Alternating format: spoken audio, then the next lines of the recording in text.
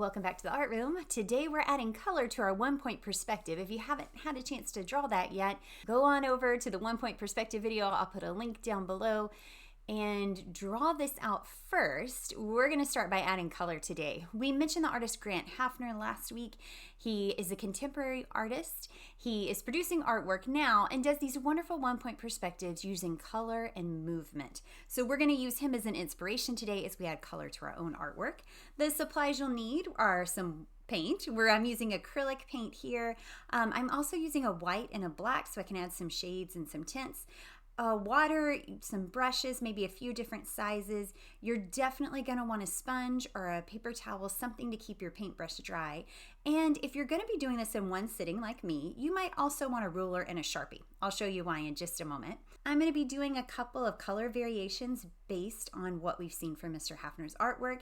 If you take a look, take a moment to observe how he uses colors, you'll see that some of his are done during the day. Some of them look like they're later towards the evening when he paints them. He does like to show these ways that light changes throughout the day. So you get to choose what time of day yours is going to be. I'm going to use my Sharpie to go over these telephone poles and the wires. This is because as we add paint to the background, those lines are going to be really hard to see. We're going to need to come back and add something on top of the paint when we're done to really make them stand out. So I found if I go over them with the Sharpie, I can see those lines a little better. I'm also going to go over the sides of my road just to give it a little more emphasis there. That won't be super noticeable once the paint's on there, but it just kind of keeps those lines visible for me. If you're going to be painting and then coming back when it's dry to add things, this might not be as important of a step, but I'll be adding my lines on here as my paint is still drying, so this is going to be super helpful. All right, let's start by adding some color. I'm going to start with the sky. So when we think about Mr. Haffner's artwork, all of his lines along the foreground move towards the vantage point.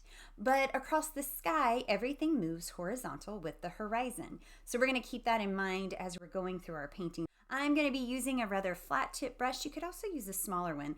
I found that this flat tip is actually pretty good at getting around corners, so we're going to try it. I'm going to start with some of my lighter colors towards the bottom. I'm using them straight out of the bottle. Whoops, I accidentally just painted over a cloud. That's okay. We can come back and add it back in later if we want it. We're going to want to go around the clouds if we can. I'm going to use my color straight out of the bottle, but you'll see that I'll also mix some things on my palette. If you're in an art room and you're sharing supplies with someone, sometimes it's hard to mix those colors because we don't want to mess up the colors that somebody else is using. So sometimes I just like to mix right on top of my paper. So I'm adding this yellow, but I'm also going back over the bright magenta that I added, and it's just kind of blending together, adding a little bit of orange in there too. All right, again, we want all of these lines as we do the foreground to go towards our vanishing point. I'm going to stick with my flat brush as I go through here. Notice I'm going to put the paint just on the edge of it, and I'm going to start holding my paint straight up and down to my paper using just the tip so that I get a thin line. As I bring my brush down, I'm pressing down and the line is getting wider, kind of like how we did with our ruler and making this look like it gets wider as it gets closer to us, as it gets thinner towards the horizon line. So I'm using my brush on the tip and I'm pressing down and making that line wider as it comes. This is great practice for just these different brush techniques and brush strokes. I can get a really thin line and a thick line using the same brush, just depending on my control. Think about how you're adding your colors in here. We don't want it to just be big solid blocks of color. If you notice, the sky is sometimes these bigger blocks of color, but the ground tends to be these little lines of color. I think that just adds to this movement aspect of us being on the road. It's fun to use colors straight out of the tube, but it's kind of cool to also mix them. I'm doing things a little backward here. Usually when you mix colors, you want to start with your lightest color and add a tiny bit of dark to it. I started with my dark color here, and as you're going to see, I'm going to have to add more of my light color to get it lighter.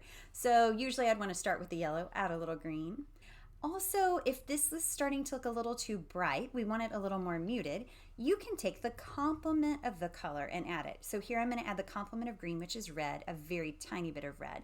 This is just going to mute that color, make it not quite so bright. If it's an evening and the sun is starting to set, then my color is going to need to be just a tiny bit muted for that evening look. I'm going to stick with this kind of green and blue and yellow theme along the bottom of our picture here. I'm also going to go in and add a little bit of a darkness. This is just to add some contrast. I just think it looks kind of cool. It grabs your attention. So a little bit of dark blue here, and I'm also adding some pink. So I mix some red and some white together just to get a lighter shade. This reflects the sky, so I'm bringing that pink and that warm color down from the sky onto the ground. I've noticed Mr. Haffner really uses color theory a lot in his artwork to advantage, so bringing that color down, just a little bit of warmth to the ground.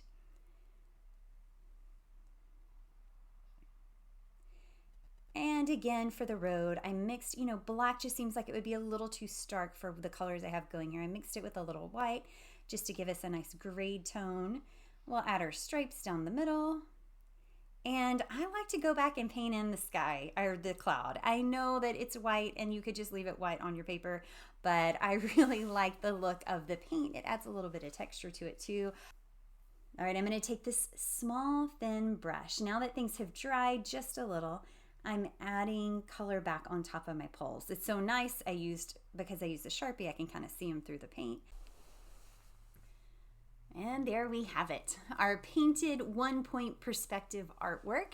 I'm sure you guys observed some different things that I didn't point out with Mr. Haffner's artwork. I hope that you guys had a great time with the observation side, being inspired by this amazing artist, and also having some fun with color yourself. I'll see you back here next time in the art room.